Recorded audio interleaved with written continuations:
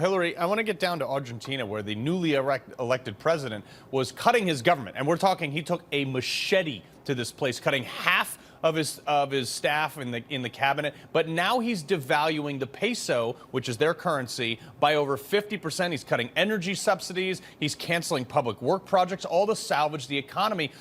Tell us how slashing the value of the peso by 50% will attract income into that country. Obviously, because what it's going to do is it's going to make sure that companies can get more than their money's worth. You cannot actually invest in a country where it's overvalued. It has to be devalued because it was obviously inflated. Two things here. Number one, you said a machete to the economy. He actually did campaign with a chainsaw. That's something that we should do in the US also to many of our ministries. I would actually advocate. And then the reason why, just going back to your initial question, why he has to devalue the peso is because they had inflation at 203%.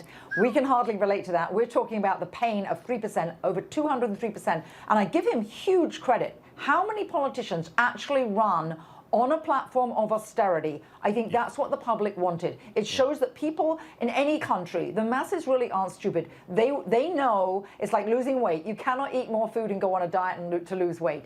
You have to have austerity to cut back. He ran on that platform with his chainsaw, and they wanted it. Yeah, EJ, last 20 seconds to you.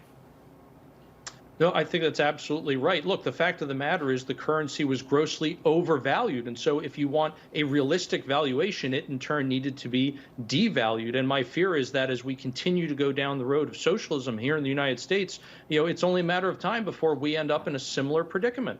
Yeah. Well, it's going to be interesting. Yeah, Margaret Thatcher said there's no such thing as a free lunch. That is true, even though I wish there was. EJ Antonio, Hillary Fordwich, appreciate you stopping by.